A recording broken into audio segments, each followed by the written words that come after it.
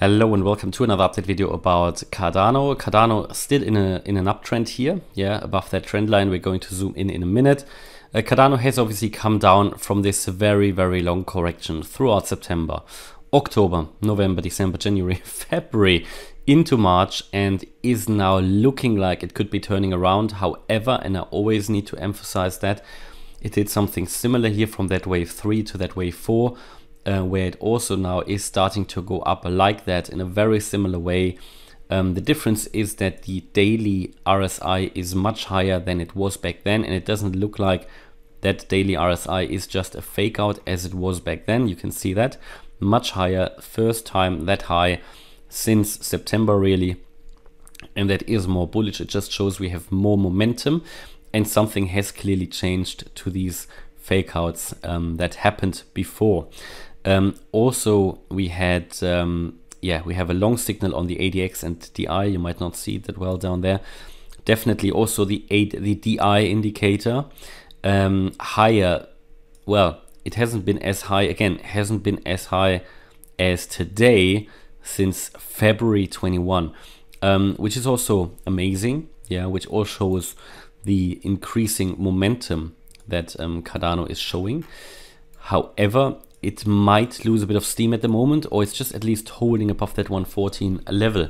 So just because we are moving up here, and I would call it a small pump, absolutely. I mean, it moved down, it moved up from around 75 cents all the way up to 120 nearly. Not much is happening here on the weekend. I mean, not much surprise. We don't have a lot of volume. Showed you yesterday this ascending trend line here. Showed you that we had a pullback to a trend line. We broke out of that descending channel here to the upside, and I told you that we need to get above that previous rejection point at 114 to start to climb higher, and you can see that we did that. So this is that resistance level here, that former resistance level at $1.14. So what happened? We came actually down after we moved all the way up to 119, moved down, found support, however, at this ascending trend line. A pullback trade, in my opinion, is always better, or typically better, than just a breakout trade of a pattern, because literally everybody is doing breakout trading. Pullback trading is a little bit less common, so it's better. So yeah, we moved above, and I told you we came all the way up to 114, and if we get above 114, that could be a good opportunity. And I took actually a long position here when we were retesting here.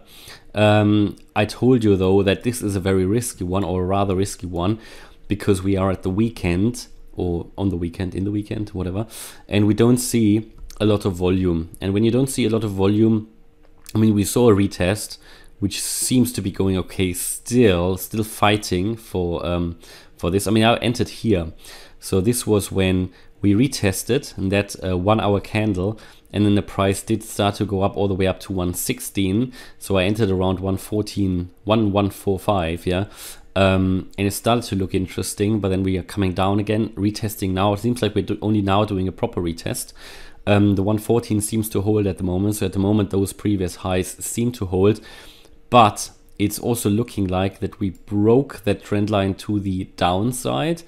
And again, there are probably different ways to draw that trend line, so we need to be a bit careful, because I could also do it like that easily. Just make sure I'm not invalidating it.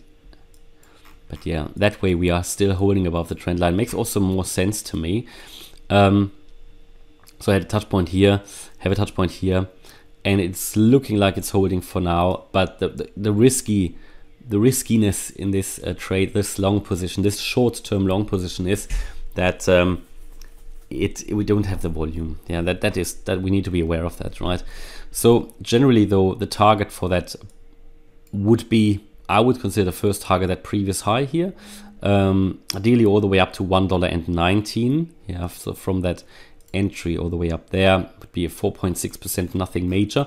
But if we get past that, can move obviously to that next high, which would be at 126. Okay, so at the moment, not a lot of volume. We just need to clearly understand that. I personally didn't even use a stop loss, because in my opinion the price is still fairly low, and if my price point for in the medium term for Cardano is above 450. I'm not even worried if it drops below that, but I would take profits if we move higher to that 126 level. Generally also to manage the risk here, it's not a huge position that I entered here, yeah, absolutely not, because we are on the weekend and there is just not a lot of volume. But what we also saw here, what I found quite interesting, is that reverse head and shoulders here, just showing you that we have made basically that higher low and another higher low that was here, and we now have another higher low. So we are pushing higher though, but yeah, we don't have the volume. That is the only bit that is a bit risky, but I don't really mind. There is still though the risk that we lose that 114 level, but the 114 level is the important point. Yeah, the 114 level, if you lose it, I think that immediate uptrend is probably over. But for now, that ascending trend line seems to hold, and at some point, if it holds, we should escalate. We should move away from that trend line again. Could then move all the way up, for example, to that 126 level. Okay, and this is probably where I would take profits. Okay, so that's my view here on Cardano. Generally, Cardano doing okay at the moment. Yeah, at the moment the whole crypto market is pretty much moving sideways. Bitcoin moving sideways, can't really decide. Low volume on the Bitcoin chart as well, but it's holding really well, just below 45k. Also here Cardano, the 1 hour MACD a little bit indecisive. Yeah, so it did a bearish cross, but now already we see this turning around again to the upside, and that could give it a boost then to escalate further higher. The 4 hour also decreasing negative momentum, which is rather good, but I'd like to see this a little bit faster. Cardano 8 hour chart decreasing bullish momentum, so that's a bit concerning. Yeah, absolutely. If you see that bearish cross happen, that could push the price down, and the 8 hour is more meaningful than the 1 hour and the 4 hour. On the daily, still holding up here, yeah, but not increasing. So also that is a bit concerning. We just have to acknowledge that. As long as though that the 114 hold, it's all good. Yeah, when that breaks, I personally won't close the trade. This is something that someone could do, or even put a stop loss in, but as I said, I'm not really bothered. If it breaks down, I'm happy to hold through, because the price is going to go up further anyway, in my opinion, even though there might be some temporary downside then. But the message is here that 114 level is that key level.